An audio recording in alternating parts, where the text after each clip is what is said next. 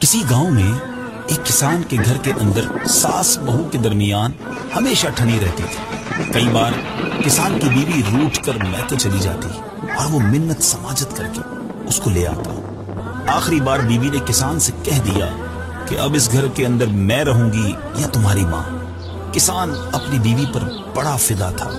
اس نادان نے دل ہی دل میں طے کر لیا کہ روز روز کے جھگڑے کا ایک ہی حل ہے کہ ماں کو راستے سے ہٹا دیا جائے۔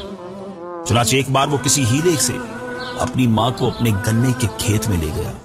گنے کاٹتے کاٹتے موقع پا کر ماں کا رخ کر کے جو ہی اس پر کلہاڑی کا وار کرنا چاہا، ایک دم زمین نے اس کسان کے پاؤں پکڑ لیا۔ کلہاڑی ہاتھ سے چھوٹ کر دور جا پڑی اور ماں گھبرا کر چلاتی ہوئی گاؤں کی طرف بھاگ نکلی۔ زمین نے آہستہ آہستہ کسان کو نگلنا شروع کر دیا۔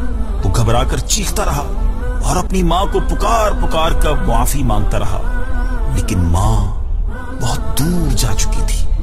کچھ دیر بعد جب لوگ وہاں پہنچے تو وہ چھاتی تک یعنی سینے تک زمین میں دھس چکا تھا۔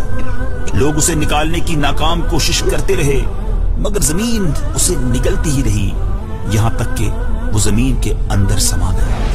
توبہ کیجیے، لرز اٹھیے، اور اگر ماں باپ کو کبھی ناراض کیا ہے تو جلدی جلدی ان کے قدموں میں گر کر رو رو کر ان سے معافی مانگ لیجیے۔